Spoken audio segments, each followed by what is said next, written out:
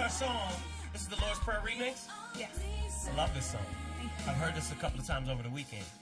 And I do like this song. How are you? I'm doing well. Glad. Thank you so very much for coming here. I had a lot of conversation, but then I got switched up by the conversation. But I do have a lot of questions for you. Okay. So Dr. Tracee Perryman is here.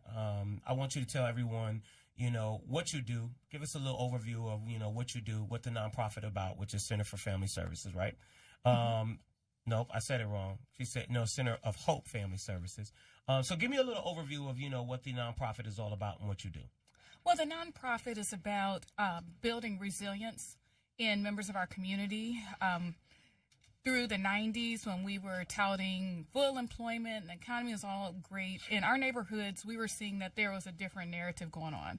And we saw young people falling through the cracks. And they would be young, 2, 3, 4, bright, on their way to something special, had the potential. And then you see them 10, 11, 12 years old, 14, 15, 16, and they were on a different track. And so back then, through our church, Center of Hope Church, we decided to become active change agents and making a difference in bringing people back to the right path, strengthening communities. And what we found is that mission took off in our community so well that our capacity as a traditional church was not at the level to be able to meet that need. And so out of that was birthed our private nonprofit that's separate and independent from the church, 501c3 Center of Hope Family Services. And our mission is to improve the outcomes of individuals and families living in urban settings, because a lot of people talk about the problems, a lot of people talk about what they think the solution should be, but few actually get in there and are about doing the solution or being the solution and then taking it to that next level to measure it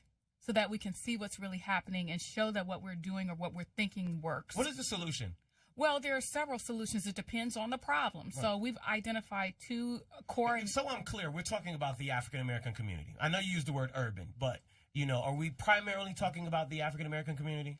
Well, I wouldn't just say that. What I would say is that by being in poverty, you're disproportionately affected by certain social ills that can put you on the track to where you don't want to go.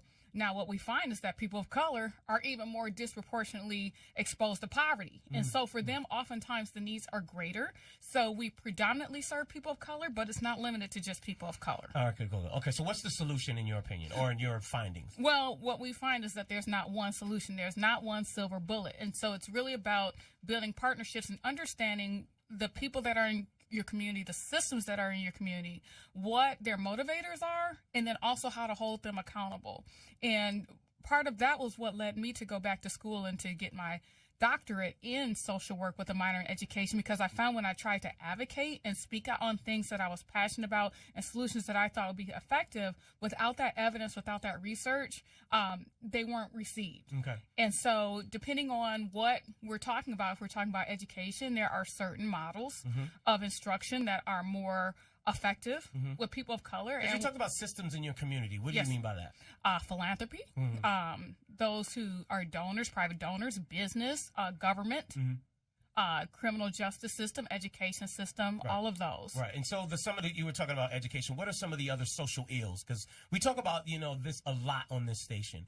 And this is why I think it's, extremely important to have this conversation, because we talk about this a lot in regards to what are the solutions. We talk about, there's so many different, I'm going to say, opinions in regards to what the core issue is. But, there's never one of those, conversations where we're talking about what the solution, is. And I would love to hear from you, because you're 10 times smarter than I am.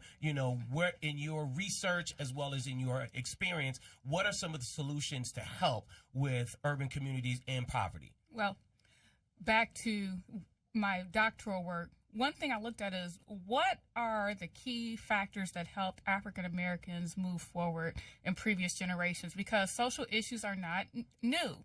Disparate education, that's not new. An unfair justice system, those are not new. Right. A disparate exposure to violence, they're not new. But we can look over certain generations and certain decades that we were able to overcome those things. And what it really comes back to, in many cases, is that cultural affirmation piece. And so the theory that I studied... That we don't love ourselves. Is that what you mean by cultural affirmation? Well, I don't like to talk about what we don't do, but what we need more of. Okay.